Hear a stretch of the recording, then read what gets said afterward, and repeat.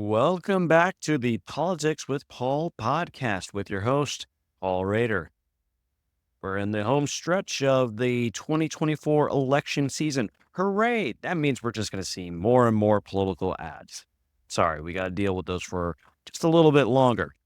So, there's a lot of uncertainty, even anxiety in this election as to what will happen, but there are certain things you can expect. There are a lot of things that you can expect in this election. Some results in terms of which party wins are basically certain to happen. Democrats are going to win some seats no matter what happens. Republicans are going to win some seats no matter what happens. They're just, a lot of these races are not competitive.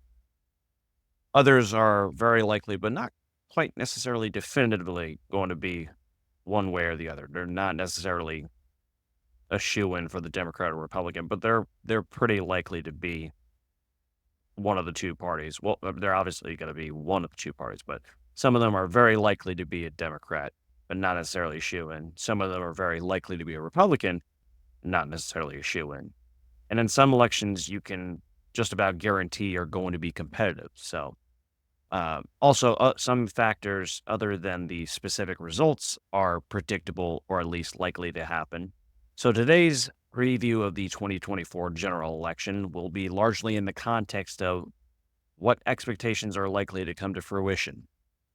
Predictability is not always about who's going to win. We can also talk about things like the levels of voter turnout that we expect, level of campaign spending, general performance of a type of candidate, or which contests will likely be close. Those all have some level of predictability as well. And of course, in the next couple of weeks, we'll go over why certain races are competitive, the races that actually are competitive, and why they're competitive. But today, it's about the safe, or at least safer, expectations. So, first up, news organizations calling elections what seems to be early, but it's actually not as early as you think. So, there's not necessarily the same criteria across the board as some outlets call elections before others do.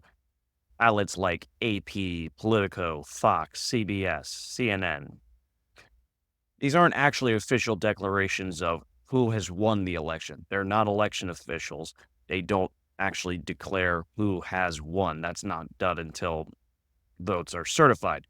But it's just the informed assumption of these news outlets based on a variety of factors. They have, in short, repositories of data that look at how past elections have gone, because past election history is a very strong indicator of what's going to happen this time. If Democrats have been blowing out the competition, or if Republicans have been blowing out the competition in a given race for quite some time, that's probably going to continue. How precincts have voted before. When you look at the really finite details of how these small geographical areas, precincts, the places that you actually vote in, how those have shaped up before, you can get a little bit of a sense, not necessarily who's going to win, but sort of the number of votes that are going to come for the Democrat or Republican or even independents. Voter demographics, that sort of thing, that'll tell these organizations, these news outlets at some point that an opposing candidate has no shot at coming back to win. That's why you'll sometimes see before 100% of precincts report that these news outlets are already saying this race is in the bag for this person. And sometimes you might even see it as early as 60, 70% of precincts reporting. It's just the way that some of these precincts do their reporting, how these states do their reporting. There might be if they see a lot of Republican leaning precincts already voting, for example, and based on the other precincts and how they vote democratically, if it's just basically a given, there's no way that the Democrat could come back, then they'll already declare the Republican the winner. And obviously it works the same way as if the Republican just can't make up enough ground in other precincts, then the Democrat is going to be declared the winner very early on. Next up, voter turnout. So first of all, turnout differences in presidential versus midterm elections. Turnout is always going to be much higher in presidential elections than it was in the midterm. So what you saw in 2022, it's going to be vastly higher than what you saw only a couple of years ago. Now, as compared to previous presidential elections, remember in a previous episode, I talked about turnout. It can be based on the total number of registered voters. It can be based on voting eligible population who are eligible to vote, but are not necessarily registered to vote. And then there's voting age population, which is the anybody that's over 18, but they're not necessarily eligible to vote. For example, they may be incarcerated and their state doesn't allow them to vote if they're in jail, or they may be an ex-felon, but their voting rights have not been restored if a state if it's a state that does not have automatic restoration of voting rights to convicted felons when they get out of prison. Now, one source we can use is the U.S. Elect Project, actually by a former professor of mine from grad school. That bases turnout on voting eligible population, and turnout, according to U.S. Elect Project in 2016 was 60.1% and 66.6% in 2020. Again, that's voting eligible population. So you might see a turnout rate differ from another source if they're using registered voters or if they're using voting age population. And by that voting eligible population metric, 2020's turnout was the highest that we've seen since the 1900 election. Although voting registration statistics and tracking back then was not nearly as well maintained and robust as it has been in recent decades. So it might not be fully accurate. But the basic idea is that 2020's voter turnout rate was unusually high. Now, as for what this year's turnout rate will be, it's safe to say it'll be in the 60s again. But will it be higher than 2020's? I mean, that's a very high bar to clear, but at the very least, we'll probably see an uptick in Black voter participation with Kamala Harris's presidency compared to 2016 and 2020. But again, that 66.6% turnout rate based on voting eligible population in 2020 that's going to be hard to surmount. Might happen, but you'll probably see it. I'd say you'd see it at least around 63, 64%. Now, if you go by individual states, that's going to vary greatly. Some states have much lower turnout than others do. But based on past data, ones that you can expect to have relatively high turnout will be places like Maine, Minnesota, Wisconsin. Other places based on recent history that you can expect to be relatively low in turnout are places like Arizona, California, Texas.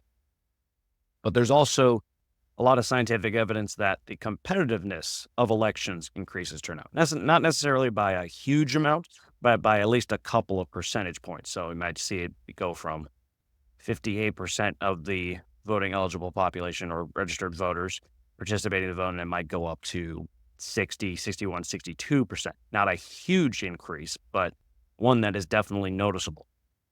As for the total number of voters, sometimes you'll see news organizations go, "Oh, most voters ever in an election." That gets highlighted by the news, but I mean, that's kind of expected. That in and of itself is not newsworthy. It's actually much more newsworthy if the total number of voters is actually lower, like how in 2012 there was about 2 million less that participated in 2012 compared to 2008. When Obama ran for office for the presidency the first time in 2008, and then he ran for re-election in 2012. It was actually a lower number of voters that participated in 2012. It's more about just how much higher the total number of voters are. You saw an exponential increase from 2016 to 2020. Again, like we talked about before, it went from about 60% turnout based on voting eligible population to about 66.6%. Typically, there are going to be more voters, though, in succeeding elections. But again, occasionally not the case.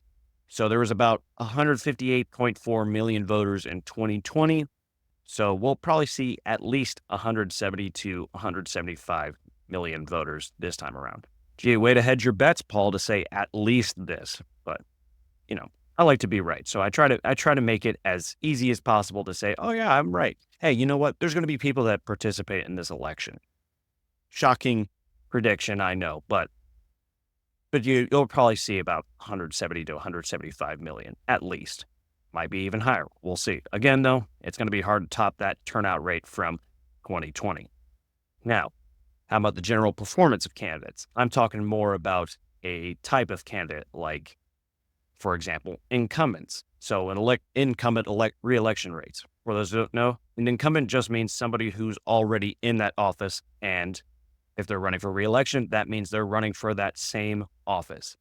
And success of incumbents is a very well documented phenomenon. And the reasons why they are so successful includes higher name recognition because they're already in the office, access to greater resources in terms of money and party support, and trying to hold a seat because they're going to want to try to hold on to that seat. So the party's going to probably put in some more resources if the opposition is threatening to actually take the seat from you.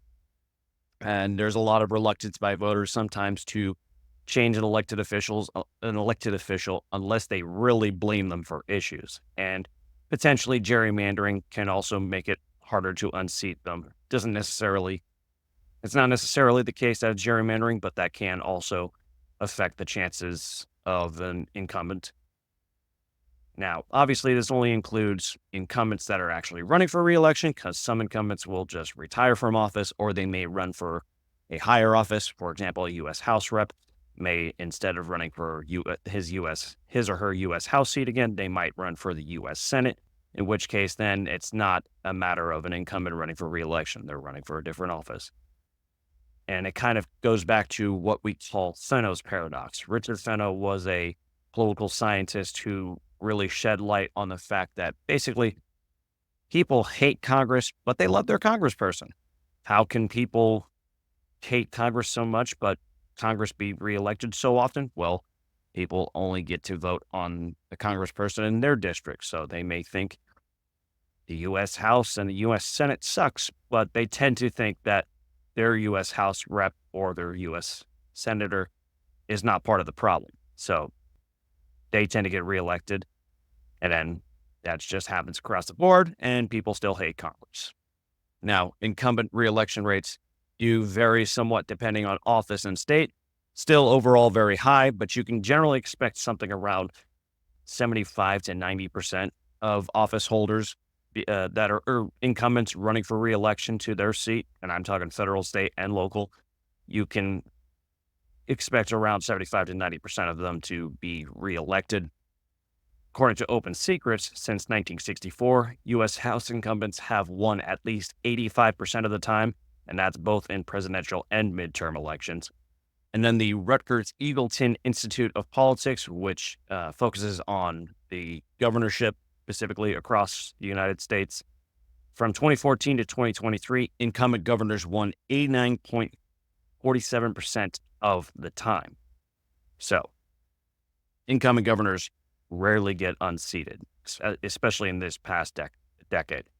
Before, it was a little bit more common. You saw it more in like the high 60s, low 70s range, but it's been very hard to unseat incumbent governors as of late. Now, what about the winning presidential candidate's party's performance in presidential elections? Well, it's often noted how poorly the sitting president's party performs in midterm elections. Doesn't matter if they're Democrat or Republican. Barack Obama, in his midterm elections, his party lost a lot of seats. Democrats lost a lot of seats in those midterm elections when he was president. Donald Trump, in his midterm, Republicans lost a lot of seats in 2018. But what may come as a surprise is that the winning presidential candidate's party in presidential election years hasn't been doing so hot lately either, at least for the U.S. House. U.S. Senate partially depends on, well, the fact that there's only a third of the Senate that's up for re-election each year. It partially depends on how many Democrats have to defend their seats, how many Republicans have to defend their seats. But as for the U.S. House, Trump and Republicans, they lost 6 seats in his 2016 victory, but Joe Biden and Democrats in his 2020 victory lost 13 seats. So it's a bit iffy as to which party is going to lose seats in the U.S. House, but you probably won't see an enormous shift one way or another, though it possibly will be enough to make it a Democratic majority as opposed to the current Republican majority that we have now. even if Trump were to win the presidency.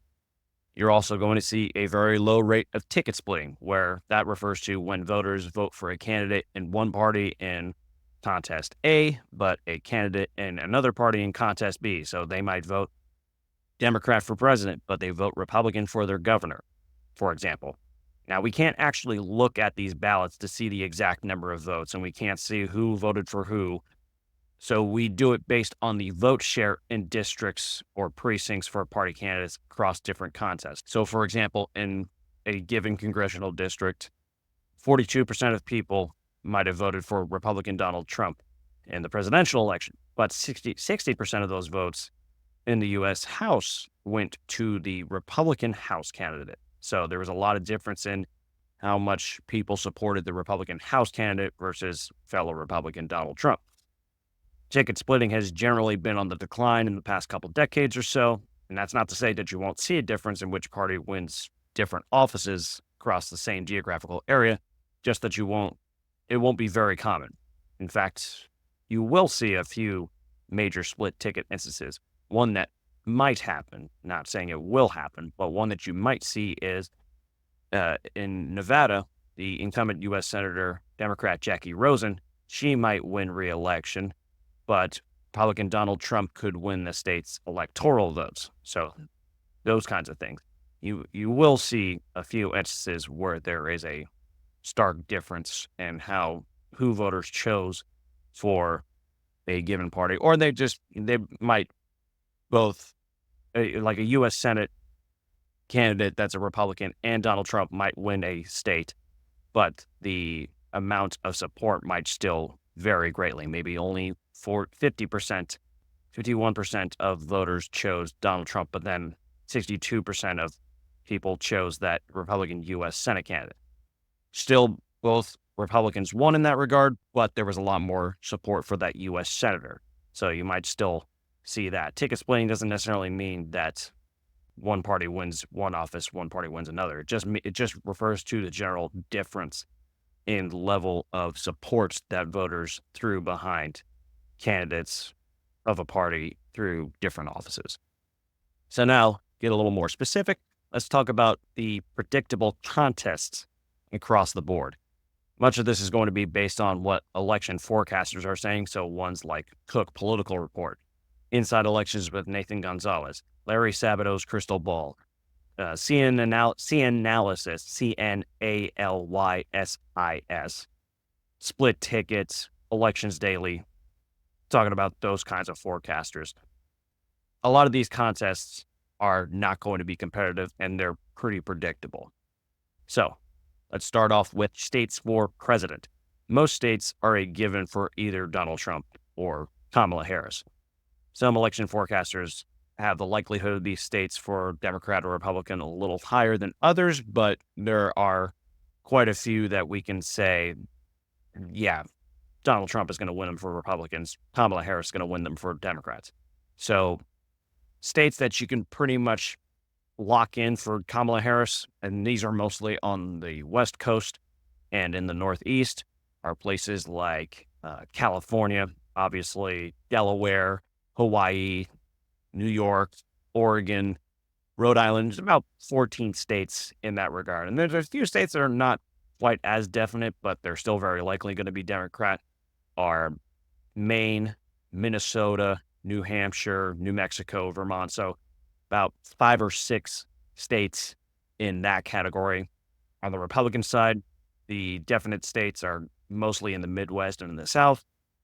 Places like Alabama, Idaho, Indiana, Missouri, Montana, Oklahoma, Tennessee, about 20 states in that category. And then there's a few states that are not definite, but they're still very likely going to be Republican, which includes Florida, Iowa, Ohio, Texas. I'm a little skeptical about even that little level of competition that people foresee in Texas, but some people suspect that Texas might be a little bit more competitive than in previous years. Florida used to be a very competitive state, although lately it's become even more Republican. And then the competitive states, the ones that we can definitely say are going to be within 5, maybe even 3-point margins of victory. meaning 3 to 5% of support separates, like Kamala Harris wins 47% of the vote in a state and Donald Trump wins 44%. That's a 3 point difference. So competitive states, there's about seven of those, or not about, there is seven. So Arizona, Georgia, Michigan, North Carolina, Nevada, depends on who you ask, Pennsylvania, Wisconsin, those are going to be the battleground states. And those are the ones that people are going to mostly focus on. That's what pollsters are mostly going to focus on. Those are the ones that the forecasters are mostly focused on. Now, you also have to account for Nebraska and Maine's unusual status, where they're not winner take all states for their electoral votes. So you have whoever wins the overall popular vote in those states win 2 electoral votes at least, but then you also win individual single electoral votes for winning the popular vote in their districts. So if you win Nebraska's first congressional district or Maine's first congressional district, you get 1 electoral vote for each of those. Now, Nebraska, while it's otherwise pretty red, and at least for the presidential election, it's likely going to be Republican. The second district actually went to Joe Biden in 2020, and it's projected to be Democrat again in 2024. On the other hand, Maine, which is going to likely go Democratic overall for the presidency, the second district is actually projected to be Republican. So these are not sure things to happen, but they're fairly likely that that's what's going to happen. You're probably going to see those 2 districts, Maine second and Nebraska second, go against what the rest of those states of their respective states going to go against what they vote for overall. Also, Kamala Harris is going to be likely to take the popular vote, not necessarily the electoral vote, which is what actually determines who wins the presidency. But Donald Trump lost the popular vote by about 2.8 million in 2016 and then about 7 million votes in 2020. So it's hard to imagine that he's going to turn it around and win the popular vote this time. Maybe third time's the charm for him, but it's probably not going to happen. Doesn't mean he's not going to win the presidency, but don't expect him to win the popular vote. But remember, it's all about how the popular vote shakes out within these battleground states. So we'll see how that goes. Predictable contest for U.S. Senate. So it's very likely that Republicans are going to take control of the U.S. Senate. Not necessarily a large majority, but it's very likely that they are going to take the majority. As of October 14, 2024, CNanalysis rated it as a 79% chance for Republicans to take the majority, though that's a little bit closer than what they had a couple months ago, according to their formula. And then Split Ticket has about a 73% chance, but predicts a slim majority for Republicans. So reasons for the Republican majority predictions is that there are far more Democratic seats that are on defense. There's 23 seats of theirs, which includes independents that caucus with them, or they at least used to be Democrats. Joe Manchin's seat, even though he's not running for re-election, Kirsten Sinema, she's not running for re-election, but right now those seats are considered more Democrat because they are both originally Democrats, even though they changed their affiliation to independent. And there's only 11 seats up for election by Republicans. Now, again, not all of those seats are competitive, but the vast majority of those that are competitive are currently held by Democrats. And those ratings as to how likely they are to be one party or the other, those vary. But generally speaking, Montana and West Virginia are projected to be Republican gains, especially West Virginia. Montana is expected to be a little more competitive, but West Virginia, even though Joe Manchin was a Democrat for a while, he was still able to win, partially because he used to be a governor of West Virginia, and he was the incumbent U.S. Senator for a long time. Now he's an independent now. West Virginia has become considerably more Republican over the past 15 years. So even if he ran again, he would have a tough time winning. So you can almost guarantee that one is going to flip party control. Montana's a little bit iffier, but that one is also projected to be a Republican gain. The only Republican-held seat that's projected to be at least reasonably competitive is Texas, where Ted Cruz is. And again, I'm a little skeptical of just how competitive That seat is based on recent election history and Texas's general Republican leaning, but polling does have Democrat calling all red within 5 points of Ted Cruz. I haven't gone to take a deep dive into seeing how robust and how well done those polls are, because not every poll is worthwhile. But for what it's worth, those polls have Colin Allred, the Democrat, former linebacker for the Tennessee Titans in the NFL. They have him within striking distance of Ted Cruz. And we'll talk more about competitive races in one of the next couple of episodes. But as for likely results, you'll see about 14 to 15 Democrat held seats or independent held seats that caucus with Democrats, likely to stay with Democrats, and then about 8 to 9 Republican held seats that are likely to stay Republican. Predictable contest for the U.S. House. Not a ton of competitive U.S. House districts. There's 435 total of those. Depending on which forecaster you use, about 175 to 182 seats, give or take, are projected to be safe or solid Democratic seats. On the Republican side, about 185 to 190 seats, give or take, are projected to be safe, solid Republican seats. However, it's probably going to be tight as to which party wins control of the U.S. House. One way we look at things is through the Cook Partisan Voter Index. So that's a measure of how partisan a congressional district or a state is.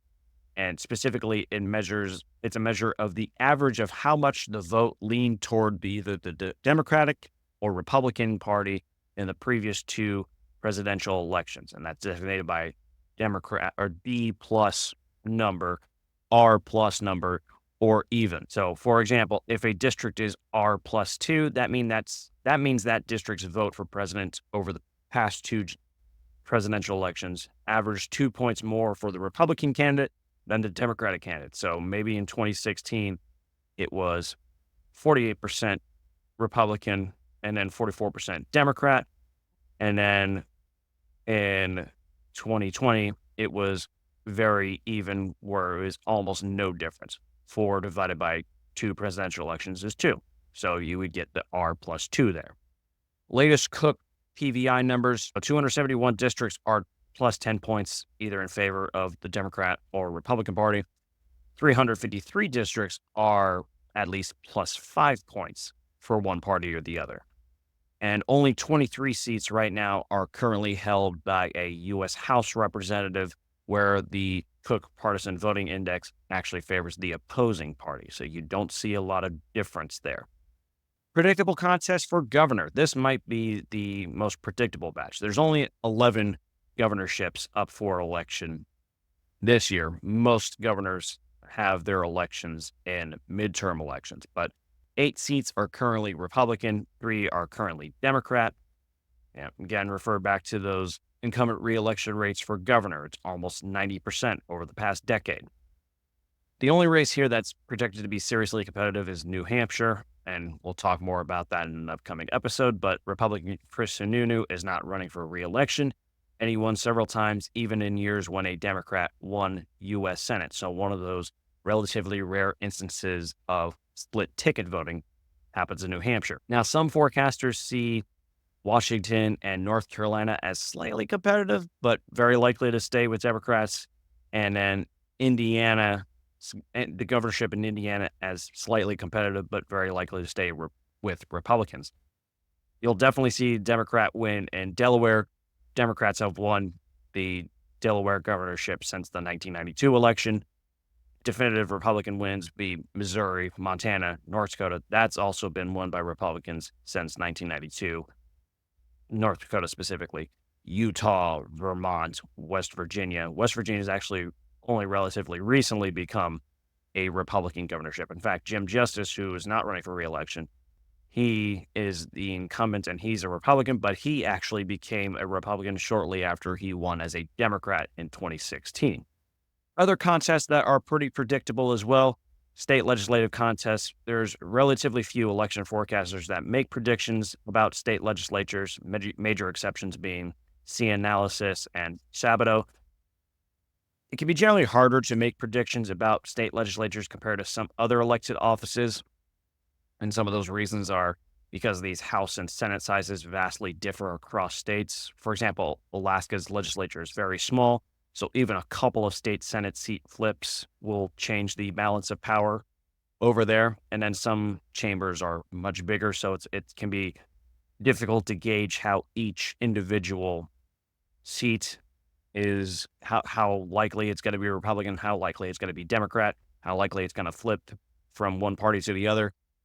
And there's also much less media coverage and data on them that's readily available to draw inferences from. So you don't see a whole lot of uh, forecasters make predictions about state legislature.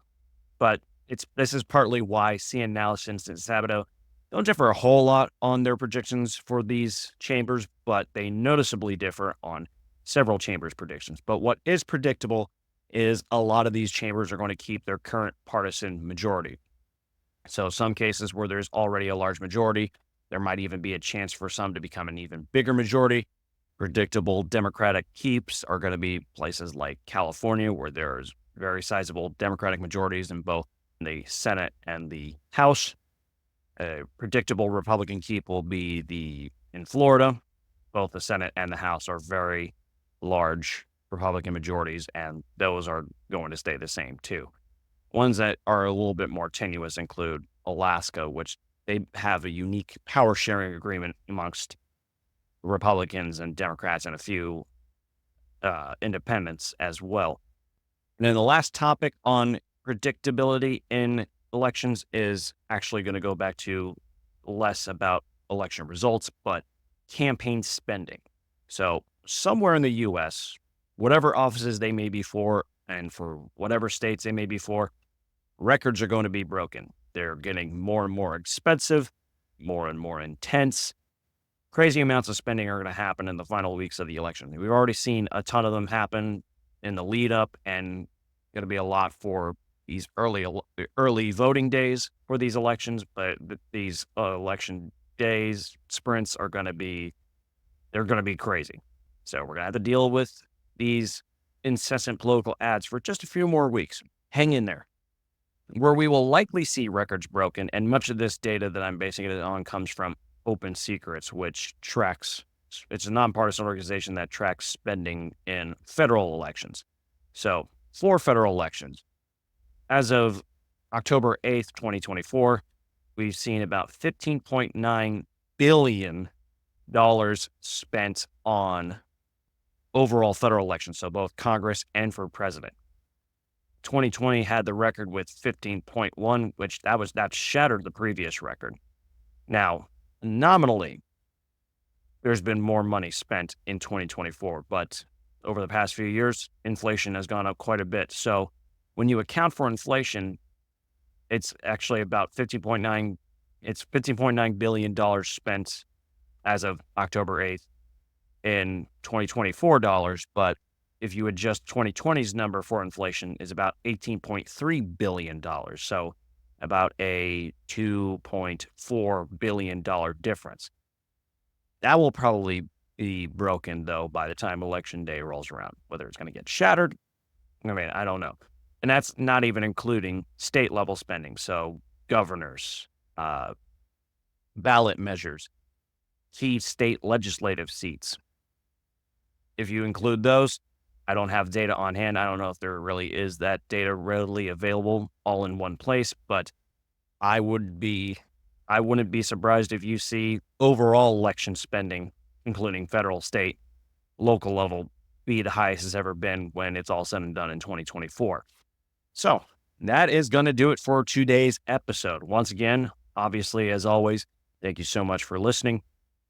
Obviously, I know people are going to be mostly focused on the competitive elections, which obviously makes sense, and you should, but it's just as important to know where the non-competitive elections are, and what you can say is basically a given. And if one of those turns out to be a complete upset, then we can look into why. But it's important, just as important to know what's competitive as what's not competitive.